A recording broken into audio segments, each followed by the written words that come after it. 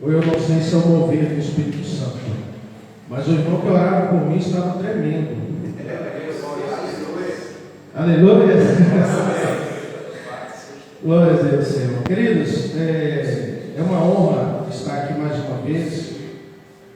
Eu lembro que a última vez que eu estive aqui faz tanto tempo, não sei se o pessoal da igreja local lembra, mas eu estive relembrando algumas coisas ao longo da vida. E nós, homens, pelo menos eu tenho essa mania de parar e às vezes analisar. Porque falar para homem não é falar para qualquer um. Falar para homem é falar para sacerdotes, é falar para líderes, é falar para a cabeça de uma família e sucessivamente a cabeça de uma nação. Porque da família de vocês podem sair grandes profetas, da família de vocês podem sair grandes profetisas. Então, tudo que for mencionado aqui nessa noite, eu tenho certeza que é algo que vai trazer uma direção, virar uma chave na sua mente. Eu estou com uma voz um pouco rouca, o tempo está atingindo muita gente. Tenha um pouquinho de paciência comigo. Daqui a pouco a garganta esquenta, Claudinei, e aí sai da frente, sai da mais. Em nome de Jesus Cristo, amém? Abra comigo a sua Bíblia no livro de João. Glória a Deus. Livro de João, capítulo 15. Deus abençoe o Remi grandemente por ter feito o convite. Eu lembro de quando ele era um menino e hoje já é um homem, né? Um grande rapaz. Deus abençoe ele e continue abençoando grandemente. Livro de João, capítulo 15, vamos ler o verso 15 e 16.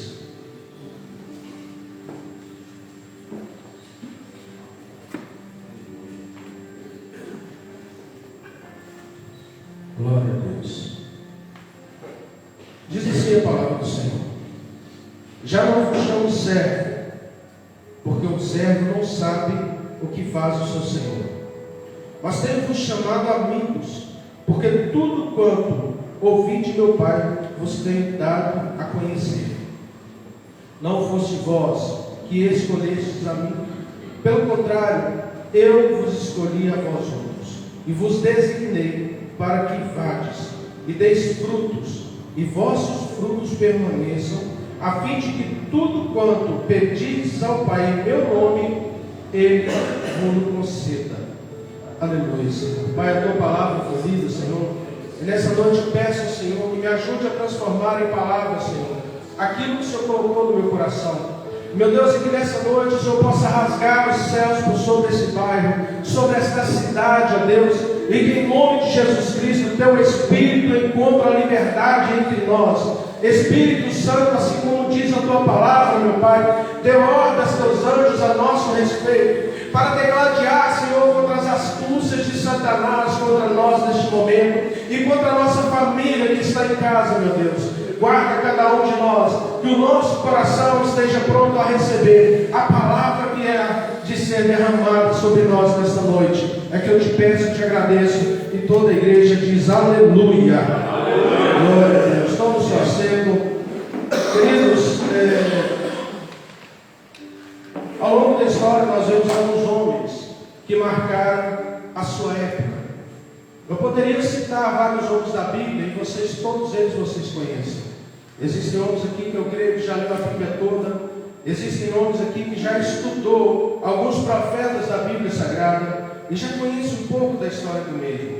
Mas eu quero falar de homens um pouco mais recentes, homens que contribuíram para o cristianismo e para que hoje nós possamos estar aqui, tendo livre acesso à palavra do Senhor, livre acesso aos santos dos santos.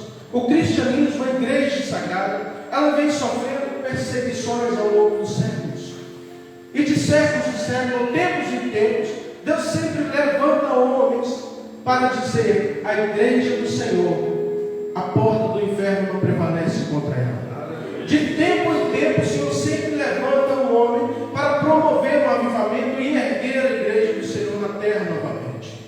E se você for analisar a história dos heróis da fé, eu poderia citar 12 homens, mas eu quero me reter em apenas 6.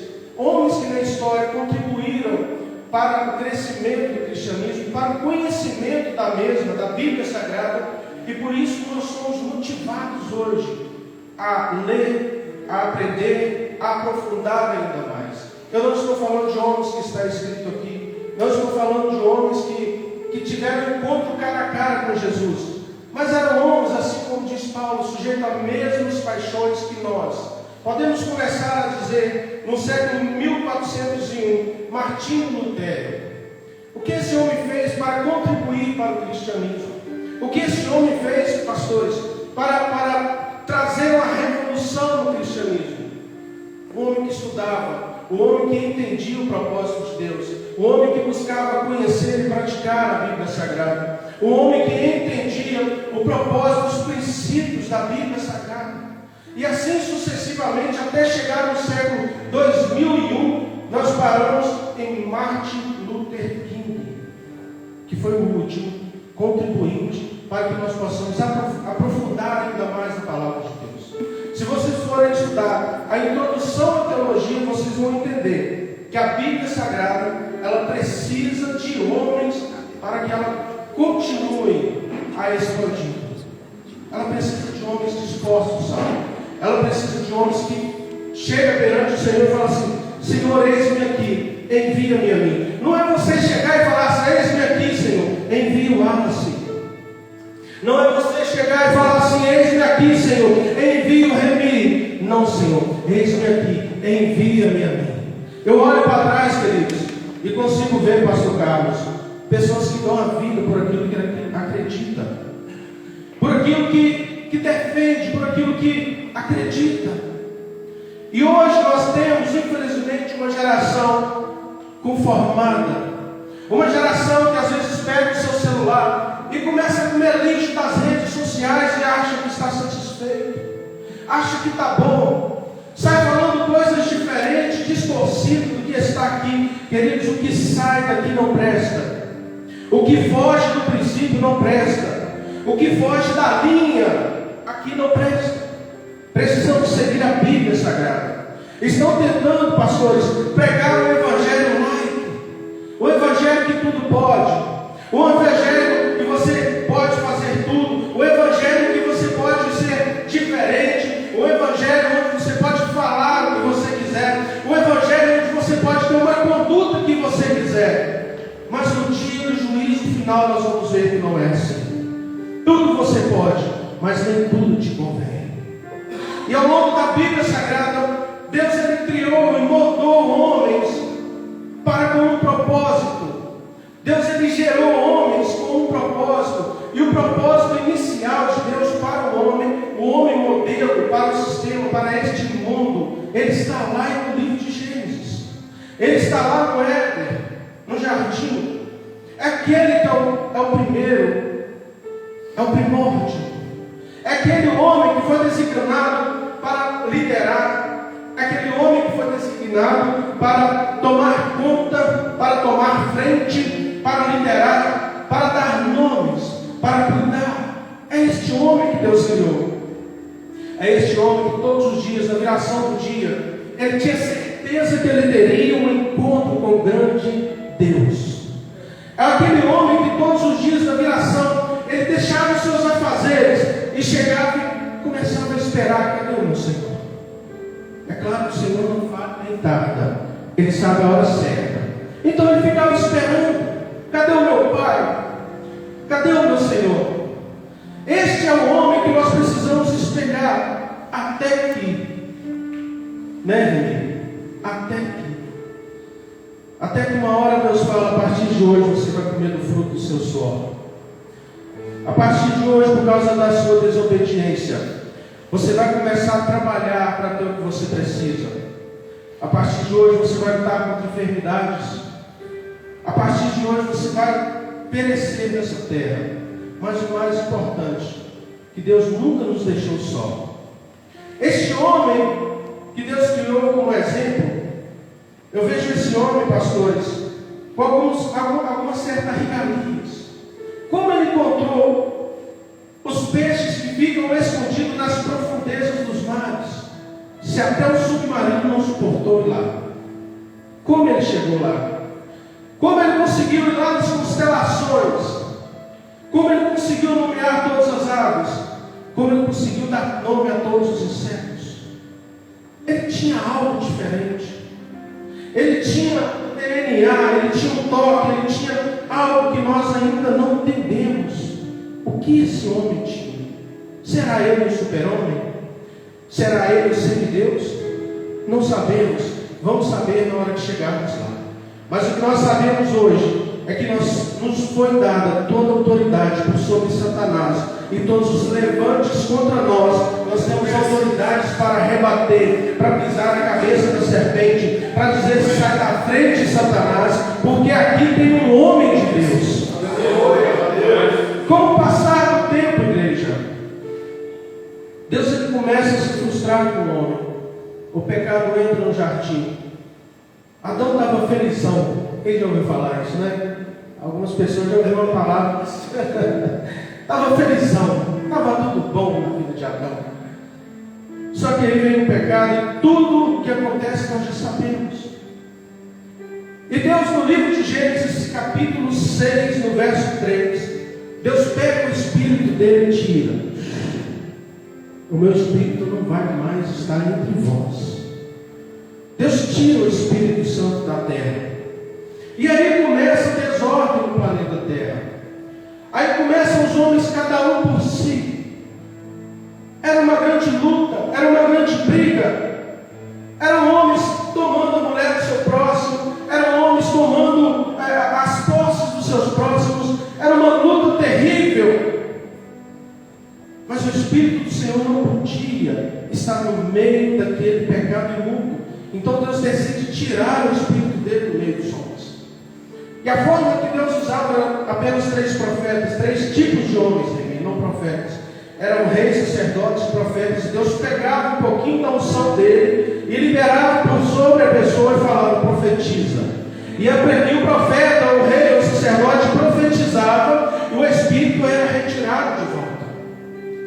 E assim Deus foi por gerações e gerações. Deus usava um homem que se colocava na brecha. Deus pegava um profeta que se colocava na brecha e derramava por sobre ele do seu espírito para entregar uma palavra para a nação, para o povo, para a igreja. Deus fez isso durante muito tempo. Era assim, pastor Carlos, que Deus agia até chegar em Moisés. De repente Deus fala: Moisés, por que Deus fala com você e não fala conosco? Moisés, porque só você ouve a voz do Senhor e nós aqui não podemos ouvir, temos que ser terceirizados, receber em terceira instância, pessoa. E o Moisés diz: então vem para o pé do monte. Vocês querem ouvir a voz de Deus? Vem. Eu vou lá para cima e vou falar com Deus. Vocês ficam daqui atentos, com os ouvidos atentos, vocês vão ouvir. Só que o povo não estava, pastor Carlos, preparado para receber aquilo que pedia. Sabe aquele crente que tem um olho grande, que quer passar o carro na frente dos bois? Aquele crente que quer atropelar o processo, o procedimento? Ei, homem, na nossa vida existe um processo. Eu já fui menino, já fui jovem, hoje sou homem, estou passando por um processo. Não sou mais aquele homem de 10 anos atrás. Não sou mais aquela criança de 20 anos atrás. A gente, ao passar do tempo, precisamos adquirir maturidade. Uma mente de líder, uma mente de uma pessoa que quer avançar. E não viver o seu dia a dia como se tudo fosse pelo acaso. Como se tudo acontecesse pelo acaso, não.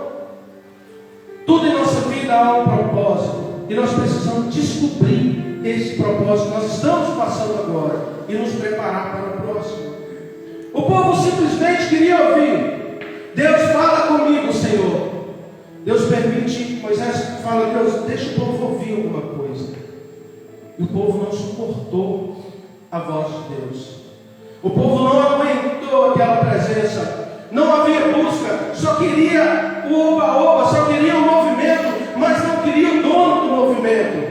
Não queria o dono da unção, não queria a essência, não queria a essência da sua pureza. Eles queriam só o movimento e não suportavam, não tinham fundamentos, não tinham maturidades. Então Deus pega e fala com Noé, com Moisés: eles querem uma presença, eles vão ter. Pega, e eu vou te passar algumas direções, pega alguns profissionais que você tem e faça uma arca semelhante a essa. Faça essa arca semelhante a essa. Deus deu todas as direções. E Deus fala: onde essa arca for, a minha presença ali estará. Aonde essa arca for, o povo vai ter vitória.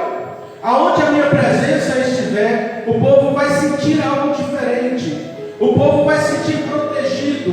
O povo vai se sentir guardado. E assim aconteceu. Foi feita a arca, a presença de Deus está lá. O povo está caminhando, sabendo que a presença do Senhor estava ali. O povo está na sua peregrinação, sabendo que a presença de Deus estava ali. E assim Deus estava no meio daquele povo. Assim Deus caminhava diante daquele povo. Mas para Deus, isso não era o suficiente. Para Deus não estava bom, pastor Carlos. Porque Deus não é Deus que habita fora de homem. O nosso Deus é o Deus que habita em homens, dentro de homens, dentro da sua vida. Deus quer falar através da sua boca. Deus quer ungir através da sua mão. Deus não quer ser transmitido através de uma caixa. Deus não queria isso. Mas Deus concedeu isso àquele povo por misericórdia. Glória a Deus. Por misericórdia. Até que chega um tempo que até a própria arca some. O pecado continua tomando conta. A presença de Deus já não valia mais dentro de uma arca. Era feita como um móvel, um simples móvel dentro de casa. O pessoal de antigamente guardava roupas dentro de uns caixotes de mala grande. Talvez eles viam assim a arca da aliança. Está lá no canto, forrado com lençol, guardado ali. Já fez a sua história essa arca. Já caminhou com o povo no deserto, deixa ela quietinha aqui. O povo acostumou, relaxou, acomodou com a presença de Deus. Até que um dia Deus decide dar mais uma chance para a humanidade. Deus levanta um jovem, talvez como o Remi, ou talvez como outros jovens aqui. Eu não vou citar nomes, porque tem uns jovens aqui de cabeça branca, né? Então, enfim, Deus levanta um jovem, pega aquela unção e coloca sobre a cabeça dele e fala para ele: profetiza.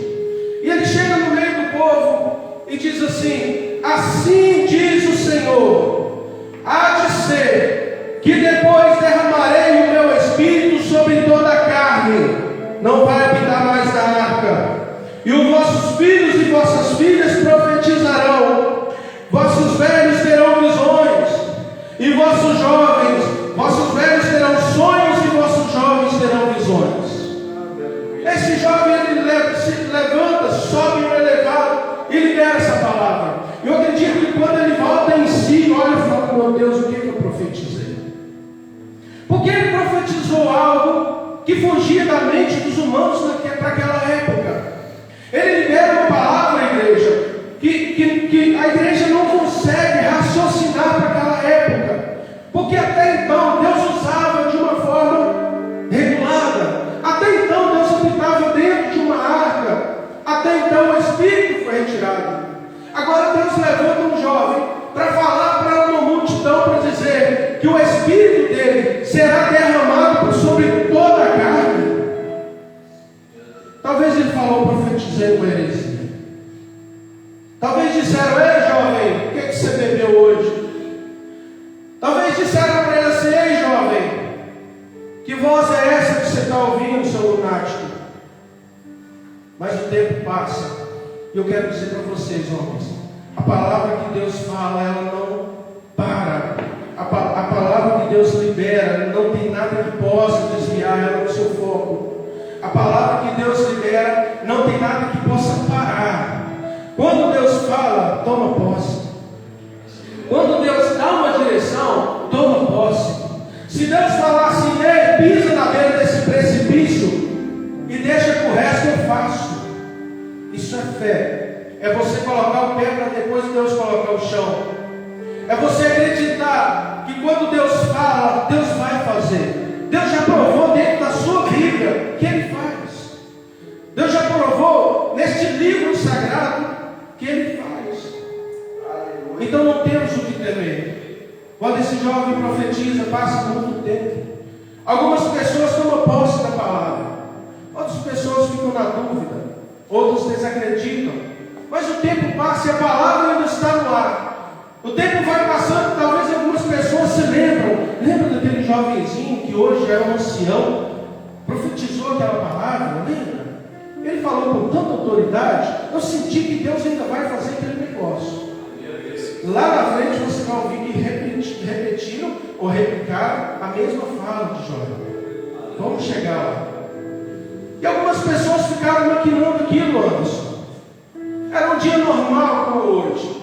E de repente uma pessoa libera uma palavra. Algo que a mente dos humanos não tinham processado ainda.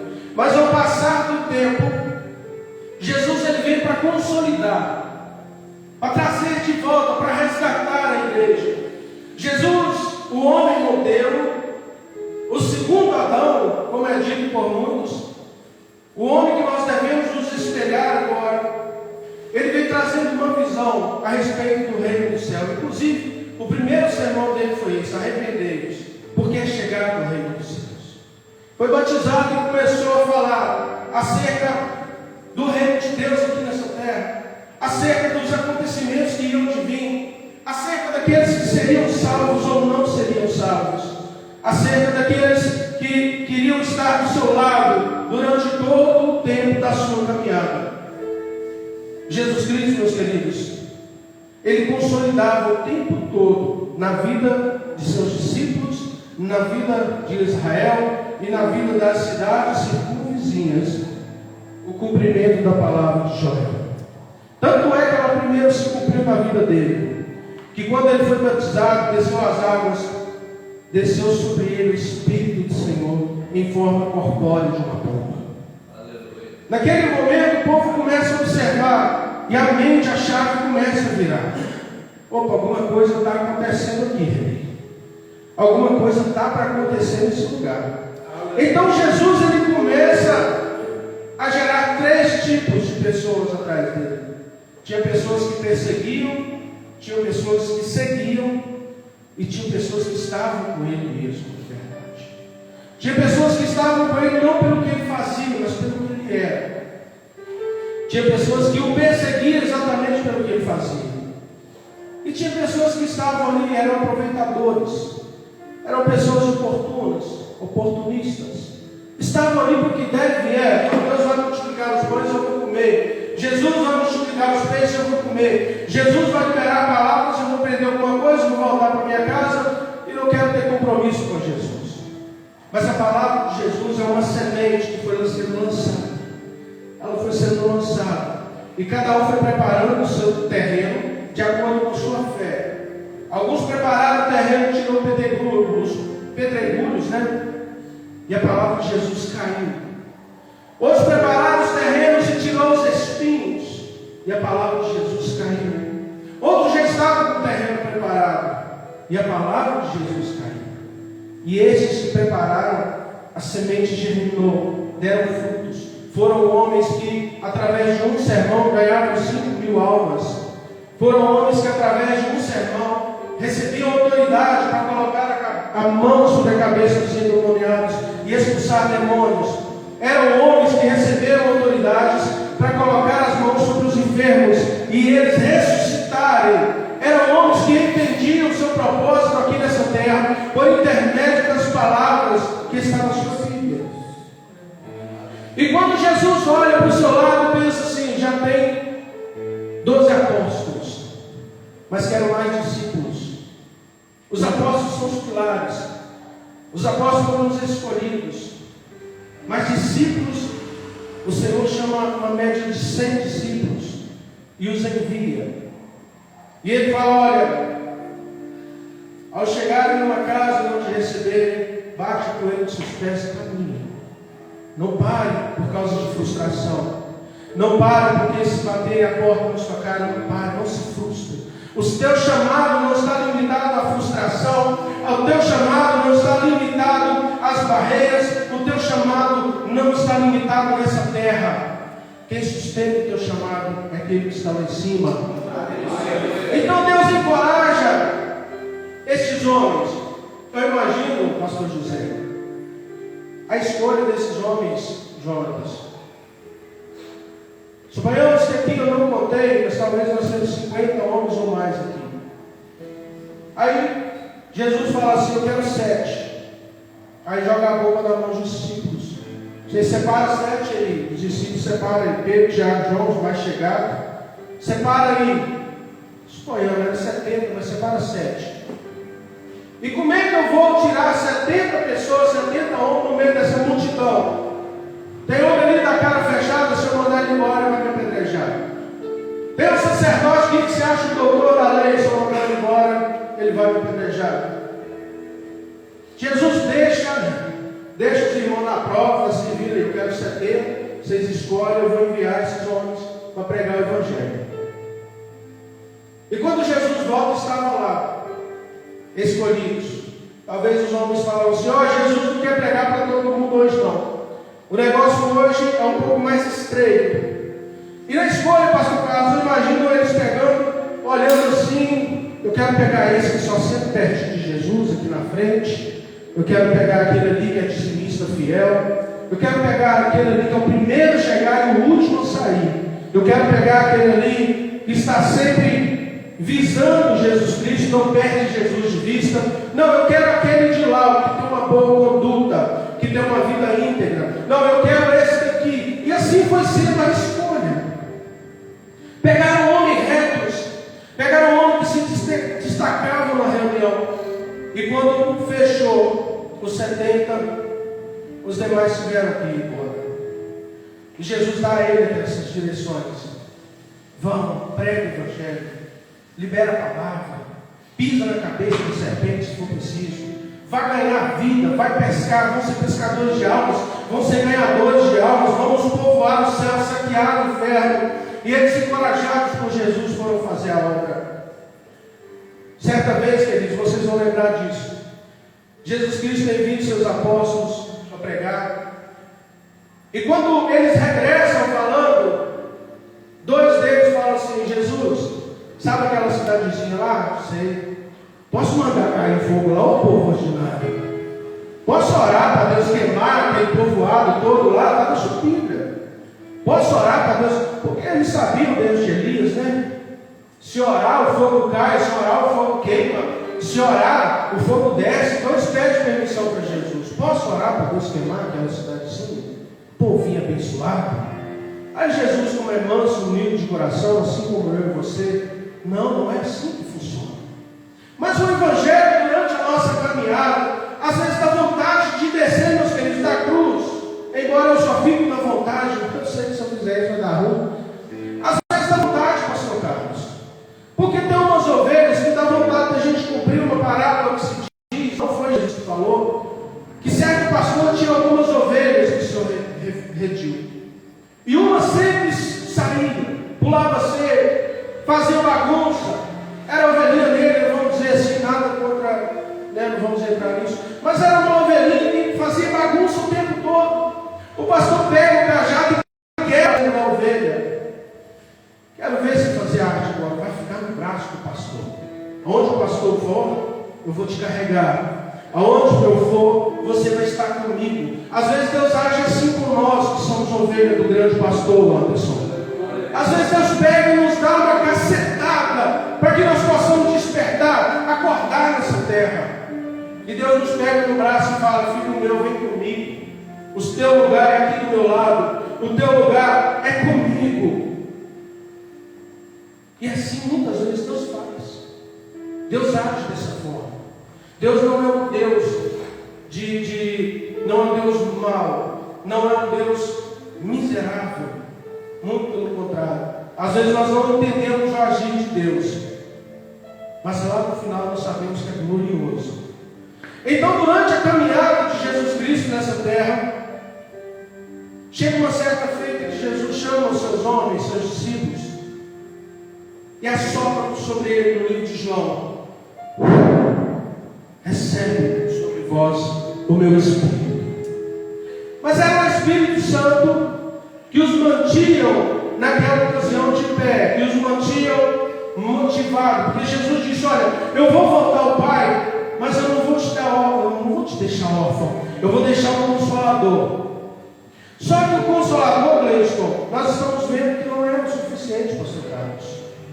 Quantas pessoas subiram nesse altar, nos altares de outras igrejas, que falavam em língua, que rodopiavam, que pulavam de um pé só, hoje não estão lá mais. Quantas pessoas que passavam por um vendaval e o vento levou e diziam: Senhor, Senhor, estou contigo e não ardo. Quantas pessoas receberam e você contemplou ele recebendo, sendo batizado, talvez passou até por mão de pastores aqui, sendo tomado, sendo renovado. Da mesma forma que Jesus fez, recebe o Espírito e recebeu. Mas se perdeu na caminhada. O que aconteceu? O que está acontecendo? O que está faltando para os homens de hoje? Jesus, percebendo isso, dá uma direção. Quando ele ressuscita, a sua Bíblia fala que ele vai aparecer a 500 testemunhas. E a aparição dele a essas pessoas foi estratégia. É estratégia pura. Porque, pastor Carlos, se você aparecer para 100 pessoas, talvez 50 vão acreditar que realmente você ressuscitou.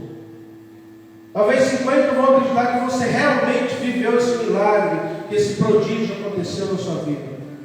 Mas se você aparecer a 200 testemunhas, talvez 100 vão acreditar, depois vão cair no esquecimento. Mas quando 500 pessoas começam a falar a mesma língua, isso ganha força. E Jesus aparece e fala assim: fiquem na igreja, até que do alto sejam revestidos do poder. Fiquem em Jerusalém, até que do alto sejam revestidos do poder. Agora a palavra não é recebe o Espírito Santo. A palavra agora é revertivos do Espírito Santo. É como estou com esse paletó, estou com uma camisa embaixo, estou vestido. Peguei o paletó e me revesti dele. Estou vestido 2 vezes.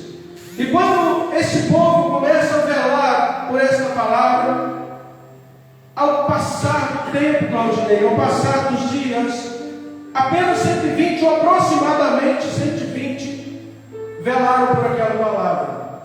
Aí, pastor José, estavam como nós aqui, numa quinta-feira, cansado, e a sua Bíblia vai dizer no livro de Atos que eles estavam sentados assim. Uns esfregavam o olho mesmo, eu estou cansado, trabalhei o dia inteiro. Lá na sua Bíblia está escrito que eles estavam sentados, estavam orando há horas, meu filho, estavam clamando há horas, há dias velando por uma promessa. Às vezes alguns jejuavam, às vezes alguns pagavam preço, outros pegavam a Torá ou alguns livros e começavam a ler, a folhear, mas ficavam debaixo de dispensação, sempre velando da promessa. Se Jesus disse vai acontecer, Jesus disse que ao terceiro dia ressuscitaria, muitos duvidaram, mas ao terceiro ele ressuscitou. Se Jesus disse que nós vamos ser revestidos do Espírito, muitos já duvidaram, mas este grupo aqui ainda está perseverante na fé. Então, meus queridos, de repente acontece o que Atos 2, de 2 a 4 diz: todos foram revestidos. E a partir de aí, você não vê o varão mais negar a Jesus. Uns foram crucificados de cabeça para baixo, mas não negou. Uns foram arrastados, martirizados pela rua, mas não negou. Outros foram esquartejados ao fio da espada, mas não negou. Mas antes de ser revestido, todo mundo espalharam: vamos voltar para a pescaria, vamos voltar a cobrar impostos, vamos voltar a fazer o que fazíamos.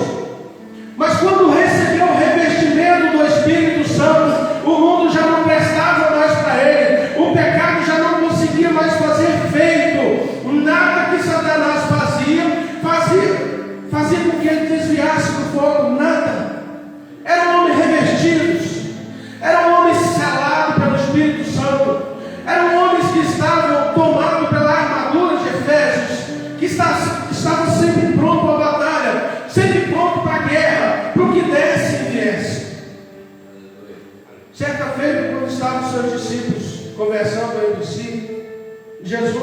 pelo que eu entendo da Bíblia e tudo que eu li sobre ele, Jesus ouvia demais.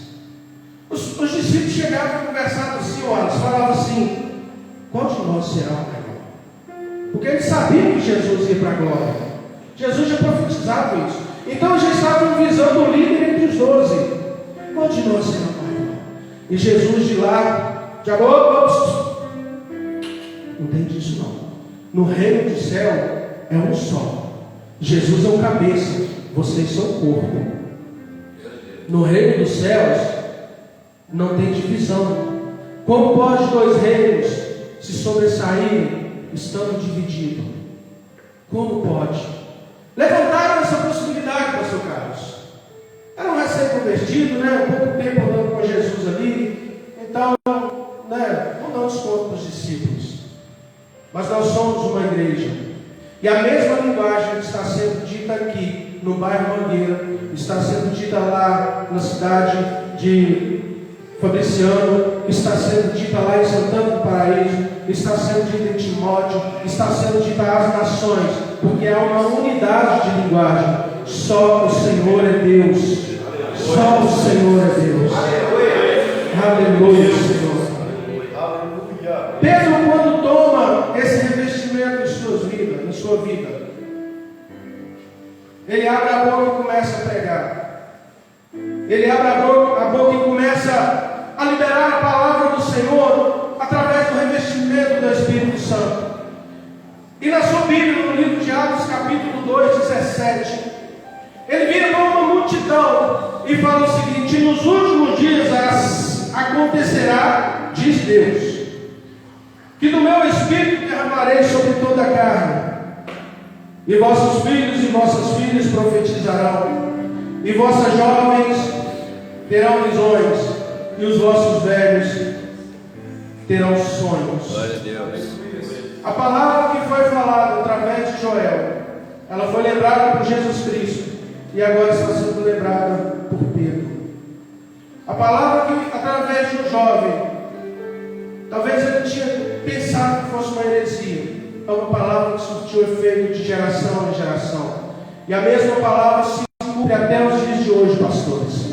A mesma palavra se cumpre e cumprirá até a volta de Cristo. Porque você vai ver os teus filhos profetizando, vão ver as tuas filhas profetizando, vão ver os teus pais tendo sonhos e sendo renovados.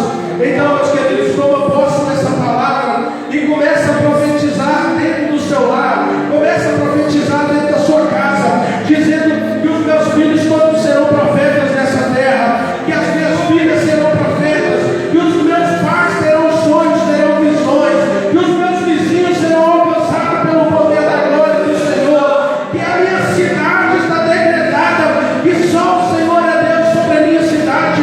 Ei, profeta, você tem uma voz que nada pode parar, nada pode parar o profeta decidido. Nada pode parar o homem quando está revestido do Espírito Santo, tomado pelo poder da glória. Então, em nome de Jesus Cristo, coloque na sua cabeça: eu preciso ser revestido do Espírito Santo, porque senão estarei vulnerável. Meu Deus. Senão serei preso fácil. Senão serei atingido pelo dardo do inimigo. Eu preciso ser revestido. Esses homens foram tentados. Depois que receberam do Espírito Santo, foram revestidos do Espírito Santo, sofreram perseguições em vidas, que eu acho que muitos aqui não suportariam. Vendo sua família esvaindo, sendo perseguido e não tendo paz no seu caminhar. Mas o que movia esses homens, você sabe o que? O que está descrito no livro de Apocalipse. A Nova Jerusalém. Eles pisavam por uma Jerusalém que estava em processo de destruição física, estrutural, mas estava em processo de erguer espiritualmente. Jerusalém estava sendo vista como uma referência para o mundo inteiro, e até hoje é vista como uma referência para o mundo inteiro. Quando vão lá em Jerusalém, quando eu for, eu quero ir nesse cenáculo, pastor Carlos. Eu quero entrar lá e começar a fritar. Não importa com os judeus que estarão de um lado, do outro, todos, eu já quero chegando com 2 pés no peito de Satanás, pastor. Dizem que a sensação de estar em casa, dizem que a sensação de você estar num clima diferente, um ambiente diferente. Não vou importar se vão dizer que eu sou escandalizado ou essas coisas. Não vou me importar. Eu não vou, e até mesmo não importa hoje o que dizem sobre mim, a forma que eu sirvo ao Senhor. Eu não importo quando me perseguem, quando dizem, pastor, mas o Senhor está indo longe demais. Quando me dizem, pastor, mas o Senhor fala coisas demais. As pessoas não vão querer estar perto. Eu prefiro estar longe daquele que não quer estar perto de mim, do que estar longe daquele que quer me levar para o céu. O meu alvo é o reino, o meu alvo é Deus. Muitos foram chamados, mas poucos foram escolhidos. Não porque Deus faz exceção de pessoas, mas é porque Deus sonda o que está aqui dentro. E quando Ele vê um coração decidido, que quer ir, Deus o pega e vem. Quando Ele pega uma pessoa que está decidido a caminhar, Deus pega e vem. A porta está aberta, basta nós darmos um passo, rebelde. O Senhor está sempre a nos olhar, o Senhor está sempre a nos observar. A nossa conduta está sendo tudo escrito, para que um dia o Senhor possa folhear o nosso livro e falar assim: você não me negou, você pregou o Evangelho, aqui diz que você ganhou tantas almas. Aleluia. Aqui diz que você levou toda a sua família para o céu. Meu Deus. Aqui está dizendo que você expulsou demônios. Aqui está dizendo que você colocou a mão sobre o enfermo e curou. Aqui está dizendo: pode entrar. As portas estão abertas para você. Vai ter um livro escrito. Na sua Bíblia está dizendo que as coisas se fizeram novas. Esse que tudo se faz novo, né? As coisas velhas passaram. A partir do momento que você aceitou, Jesus passou. Ali começa uma nova história, uma nova criatura. Como posso, Senhor, nascer de novo, sendo eu velho e voltar para o ventre da minha mãe? Uma pergunta até ousada, né, pastor? Diante do Messias, uma pergunta óbvia, não tem como voltar. Mas Jesus fala: você precisa nascer do Espírito e da água. Você precisa ser renovado na mente, uma chave precisa ser virada. Você precisa ter uma conduta de servo. Você precisa ter uma vida de devocional para comigo e para com meu Pai. Você precisa meditar de dia e de noite nessa palavra. A partir de então, a sua história vai começar a ser escrita, porque as coisas velhas passaram. Os nossos pecados, homens, os pecados que são acidentes na nossa vida durante o percurso, porque existe um pecado premeditado e o pecado acidental. O pecado acidental, você faz um concerto com o Senhor, Ele vai constrangindo. E se você continuar praticando esse pecado, Ele vai continuar constrangindo. Mas quando você pega, confessa e deixa, o que é que você alcança? Misericórdia. Seu pecado é apagado do livro. Mas quando é um pecado premeditado, vou sair de casa hoje, mulher, vou trabalhar, vou chegar mais tarde, vou fazer hora extra. Aonde você vai fazer hora extra, homem? Né? Aí que entra a questão. Aonde você vai fazer hora extra, homem? Sua empresa nem tem hora extra. Aí Deus vai lá, esse é premeditado. Aí você leva a primeira cepada, chega em casa, o casamento começa a esvair. Os filhos começam a entrar em enfermidade. A casa começa a desmoronar. Estou falando para vocês, mas queria falar isso para vocês, mulheres que estão assistindo também. A casa começa a desmoronar. Tudo começa a ir à ruína. Aí você olha para trás e fala: Senhor, eu pratiquei um pecado premeditado. Eu quero consertar. Você consertou, confessou, e quando você confessa, deixa, alcança misericórdia. Mas quando você adota esse pecado, como um bichinho de estimação, ele continua sendo escrito no seu currículo, no seu livro da vida. E quando, querido, nós chegarmos lá, vai ter uma linha escrita que não vai nos permitir que passemos para dentro da cidade. Então vale o homem examinar a si mesmo hoje e adotar a conduta de um homem cristão, o perfil de um homem de Deus na sociedade. Somos um livro que estamos sendo lido. Somos um livro que todos os dias as pessoas nos olham e nos contemplam. Começam a nos observar, pastor Carlos. Uma das melhores formas de você evangelizar o seu bairro, a sua cidade, é a sua conduta. Está vendo aquele santo homem de Deus que lá vem? Já tem algo diferente nele. Tem uma unção diferente. Não que você vai carregar uma aurora sobre a sua cabeça, uma auréola. Não. Mas você vai ter um brilho, sabe? Sabe quando Moisés sobe lá no monte e começa a orar 40 dias, o monte está fumegando e a coisa... Ele chega cá embaixo, a face dele está com essas lâmpadas. É disso que eu estou falando. É disso. Sabe quando Jesus ele passa 40 dias e 40 noites jejuando no deserto, e logo em seguida Satanás, vendo que ele estava jejuando, pagando um preço, ele estava renovado. Satanás chega para ele e começa: ei, faz isso que eu estou aquilo. A proposta de Satanás não era ruim, pastor, era boa.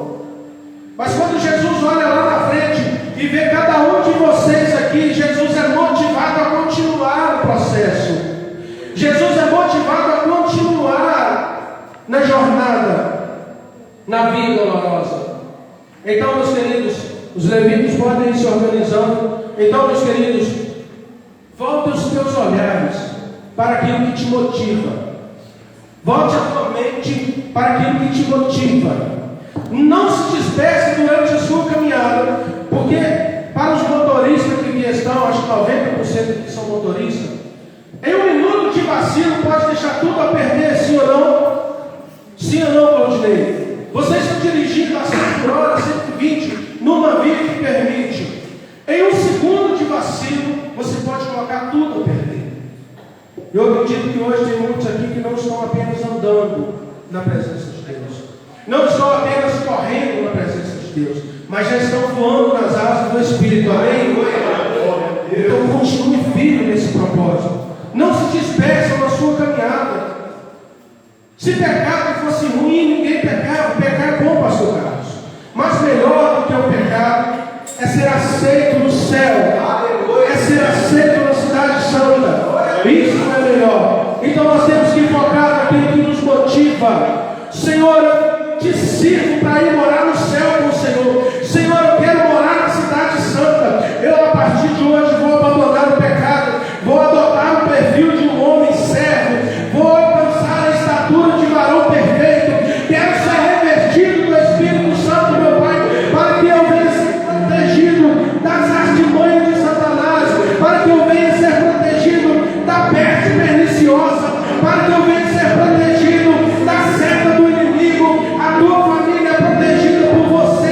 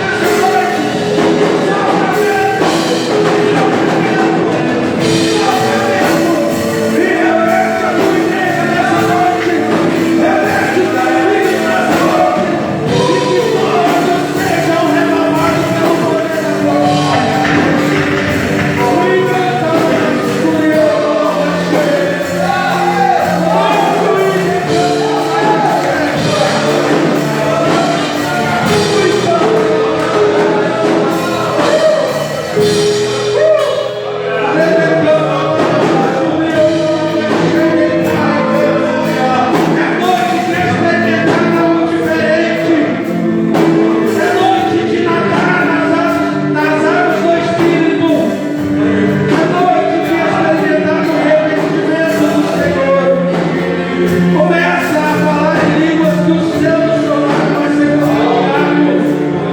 Começa a ser revertido que quem está do seu lado vai ser também. Esse fogo pega, essa unção passa. Meu Deus, essa noite. Enche esse lugar, meu Deus. Enche essa igreja, meu Deus. Enche os teus sacerdotes nessa noite. E que todos sejam amassos e cantam.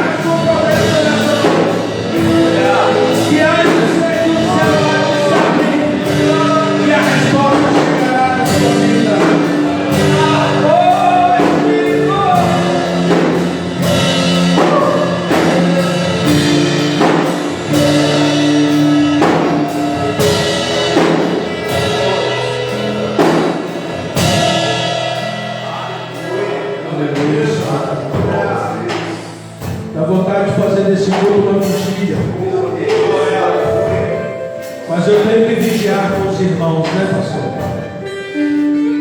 Meu Deus, aleluia. Agradeço primeiramente a Deus pela visita, Senhor. Muito obrigado. Obrigado, Senhor, por ter nos visitado nessa noite. Agradeço aos líderes que proporcionaram esse momento. Que venha o próximo, pastor. Em nome de Jesus. Estão com a oportunidade. Dê um louvor de palmas ao Senhor. Aleluia.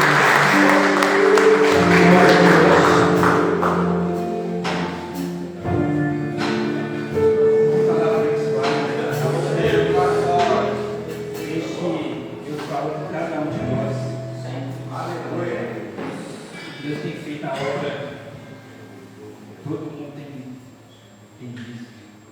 Obviamente, vou falar dessa semana bem rapidinho.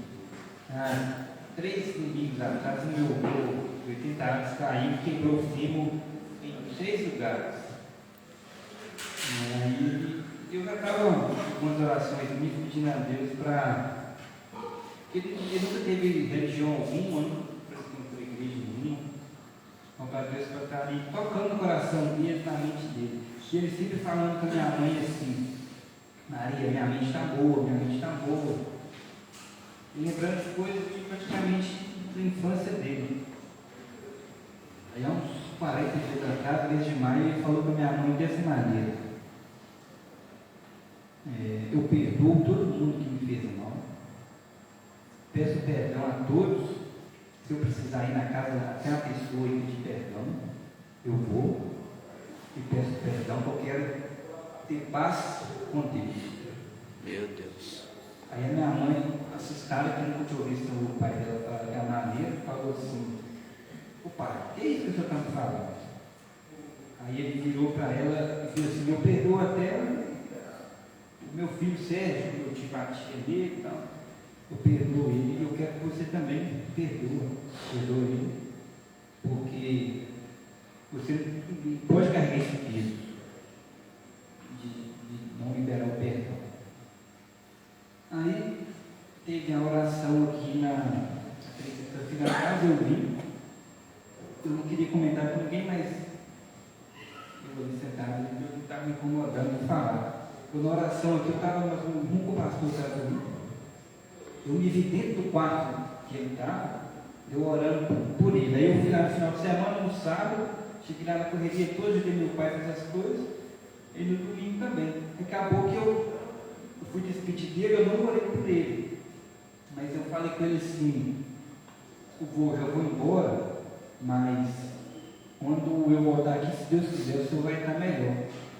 Aí, há 2 terça-feira passada, na semana passada, 5h50, meu telefone toca, estava em serviço, minha irmã ligando, que meu avô tinha falecido. Mas aí, de domingo para segunda, eu não dormi praticamente nada. Eu só me incomodando, eu fazia uma oração para o meu avô. Aí eu orei no domingo, e segunda para terça, a mesma coisa. Eu mesmo deitado ali, eu orei por ele, eu orei para minha mãe. E eu creio que ele cumpriu o papel dele na terra. Ele declarou os lábios que ele precisava de liberar o perdão. Deus não tem conhecimento, alimento da palavra, Deus fala. Deus fala para as pessoas. Aleluia. Talvez você vê uma pessoa que nunca teve a oportunidade ali de ler a Bíblia, mas sabe muito da palavra, talvez mais até que nós que estamos aqui praticamente quase todos os dias. Eu creio que Deus salvou. Aleluia. Pela alma. Deus atendeu minha oração. Eu nem tinha tentado muitas coisas, né? Agora, com o tempo fui parando, eu fui colocar as coisas no lugar.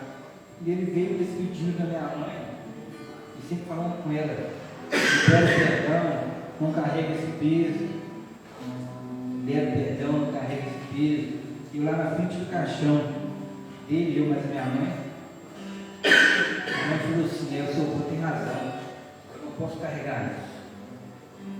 Não posso carregar isso. Meu Deus. Tem que perdoar. Tem que superar isso. Não posso viver com isso. Isso está fazendo muito mal para mim. Então, através da vida do meu avô, minha mãe reconheceu que ela precisa liberar o perdão. Era uma coisa, se você olhar certas circunstâncias, para ela é impossível dela fazer. Meu Deus. Então, o papel do homem na sociedade é isso: ouvir a voz de Deus e fazer a vontade de Deus. Aleluia, Senhor. Eu estou convidando o pastor Zé Ramos para fazer um encerramento aqui. Aleluia. Meu Deus. E desde já te agradeço a todos que tirou um tempinho aqui para estar ouvindo a palavra, para estar louvando. Agradeço a todo mundo e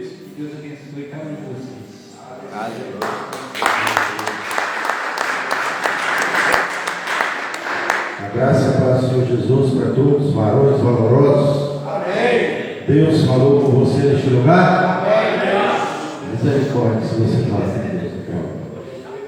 Amém. O grande homem de Deus, o grande homem na sociedade não é aquele que faz grandes coisas aos olhos daqueles que não temem a Deus, mas o grande homem de Deus na sociedade é aquele que leva as instruções da palavra de Deus, aquele que aplica na sua vida, e aquele que aplica na sua família, na sua casa, e testemunha isso na sociedade. Antes de orar, vou estar lendo uma passagem que precisa abrir. Provérbios 3 diz assim: confiança no Senhor.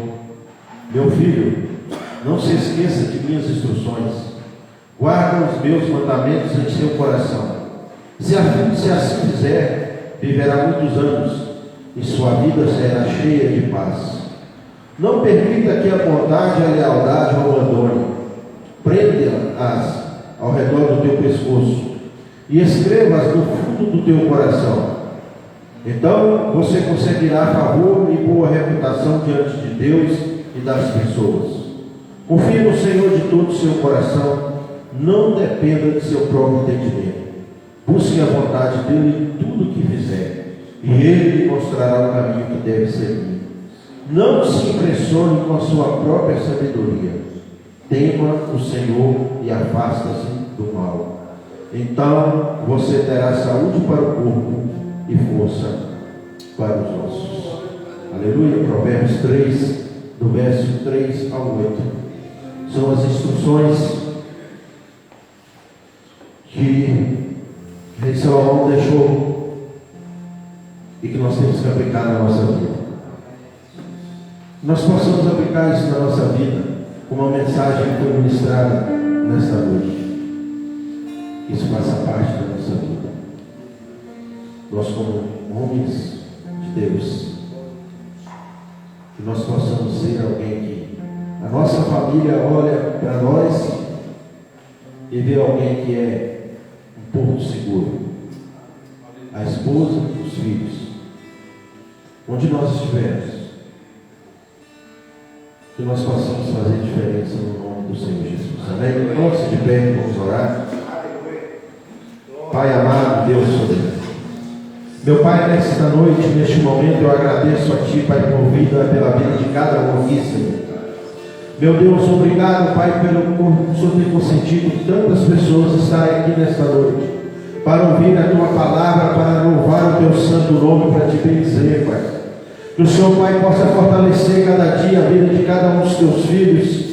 Que o Senhor possa renovar o nosso entendimento, voltado para a Tua palavra. Senhor, onde tiver cadeias para ser quebrada, que elas sejam quebradas. Onde tiver, Pai, algo para ser arrancado, que o Senhor já começou a fazer nessa noite. Que o Senhor continue arrancando de nossas vidas. Que o Senhor continue nos estruturando na Tua presença, Pai.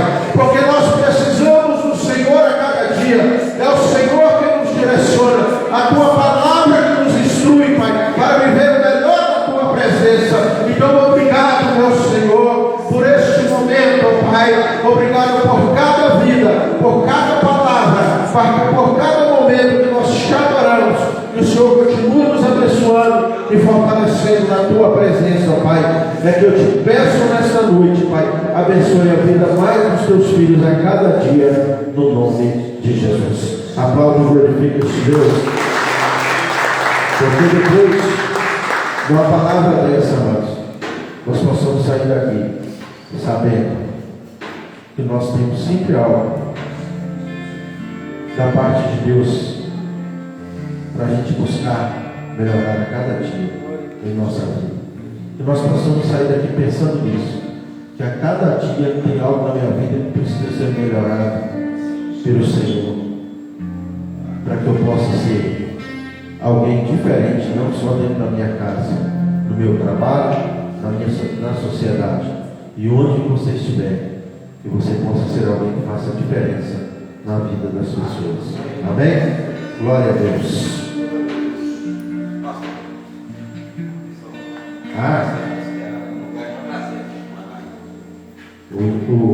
O evangelista geral pediu para a gente aguardar aí que vai ter alguma coisa para fortalecer nosso estômago.